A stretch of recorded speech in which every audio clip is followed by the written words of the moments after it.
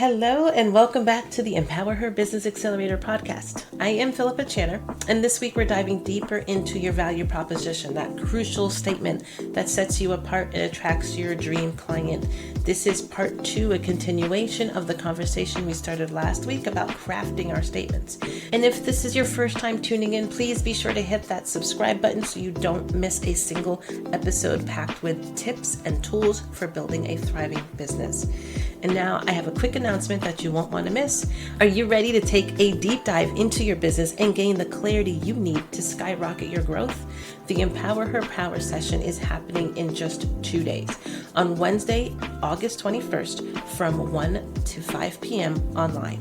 This isn't just another webinar, my friend. It's a hands-on workshop designed to help you unlock your full potential as a CEO, refine your business model, and create a marketing plan that actually works. Whether you're just starting out or you've been in business for years, this is your chance to gain the clarity and confidence you need to make 2024 your best year yet. Spots are limited, so if you're feeling the call, head over to EmpowerHerAP.com to snag your seat right now before it's too late. And of course, the link is in the show notes. And if you are in the Montgomery County area and you want to do this experience in person, then hit us up next week. August 27th is our in-person session. Same time, 1 to 5, same great value. All right, so now let's get back into the business of handcrafting your irresistible value proposition. Right, so last week, we laid the foundation of your value proposition. We talked about 3 essential elements: the promise, the transformation that you're going to offer your clients, the proof, the evidence that you can deliver on that promise, and then the specificity, the details that make your offer unique and target your ideal client. Today, we're going to take it to the next step, and it's time to refine your value proposition and make sure it truly resonates with your dream clients. Okay, here's where the fun part starts. You're going to take the initial draft you created last week. Remember that exercise I provided for you where you talk to your ideal client, talked about the experience you have, and then you work it backwards and reverse engineer it to see what value you offer at each of those steps.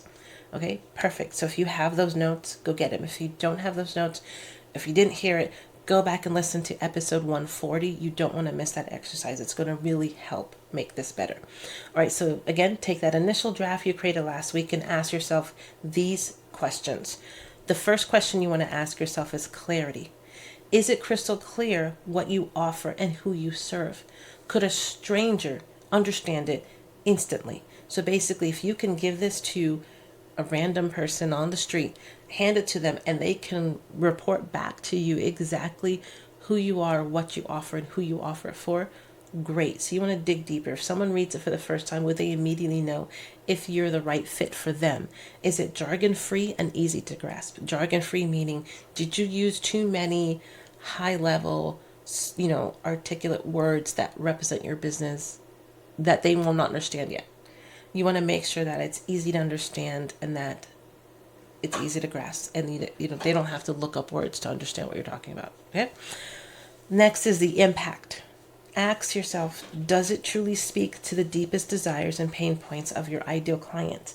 You want to dig deeper in this again. Does it address their emotional needs? Does it make them feel understood and hopeful? Does it highlight the positive transformation that they're going to experience? You really want to address this because, again, these value proposition statements need to connect on an emotional level and really inspire somebody to say, yes, that is who I want to become. Does your value proposition statement make an impact? The last question you want to ask yourself is about differentiation. What sets you apart from your competition? What is unique about your approach? So let's dig deeper into this. What is your special sauce? Is it your process, your experience, your personality, or something else? How do you deliver results differently than any in your space? So you want to make sure that you're asking yourself these questions, and do you see the impact of your answers in your value proposition statement? All right, so now we're going to go to testing your value proposition. Your value proposition isn't just a tagline, it's a living, breathing part of your business. So don't be afraid to experiment. Here are a few ways to test its effectiveness. And the first thing is ask your audience, Reach out to past clients, current customers, or your social media followers and ask questions like this. When you first read my value proposition, did it resonate with you? Why or why not? So put your value proposition statement out there for people to read and learn and digest, and then ask them. So if you're emailing your past clients or your current clients, say, hey, this is the value proposition statement I think best represents my business. And then ask these questions. When you read it, did it resonate with you? Why or why not? Ask them, what are the top 3 things you're looking for in your industry, your service, whatever it is. Fill in the gap. So what are the top 3 things you're looking for in a health coach? What are the top 3 things you're looking for in a marketing strategist? So ask your audience that question. And then ask your audience, what made you choose my service over any other option? This is going to help, again, get the value that you provide more specifically. And you'd be interested to learn, was it you personally? Was it something you offered? You want to know what it is that people are resonating with and connecting with, so you can capitalize on that and make more of content that highlights that value. The next thing you want to do when testing your value proposition is use it in your marketing. Incorporate your value proposition statement, like I mentioned, into your website, your social bios, and marketing materials, and pay attention to how many people click on your ads or links, if it leads to more inquiries or sales, and if you're attracting the right kind of clients. And so when you create this new statement, do you see an influx of people wanting more information about you, your company? All right, so those are ways that you can test if it's working and if it's resonating with your audience. You want this value proposition statement to not only resonate with you, but obviously resonate with the people you want to connect with. Very important. Okay, so remember, your value proposition is the heart of your marketing message. It's what attracts your dream client and sets you apart from the competition.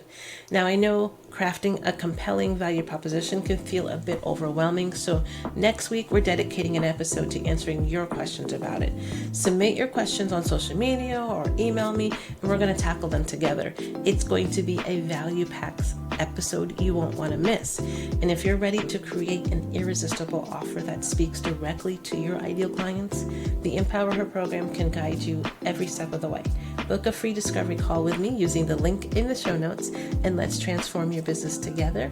Until then, ladies, have a wonderful week.